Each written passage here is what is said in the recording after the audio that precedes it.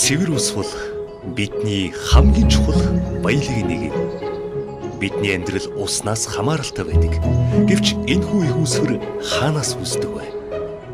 Хэрвээ та голын ихийг ажвал ойг олж харна. Усын нөөцийг хангахад ой маш чухал байр суурийг эзэлдэг.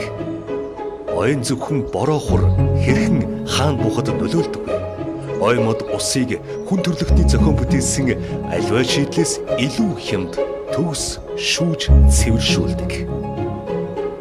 Иймд ойг хамгаална гэдэг нь чамд нэрднүүлсэн усыг хамгаалж байгаа хэрэг юм. Та усны цоргыг нээх бүртэн ой бидний цэвэр усыг хамгаалж байгааг санаарай. Ойгоом хайрлан хамгаалаарай. Учир нь усны дусал бүр үнэтэй.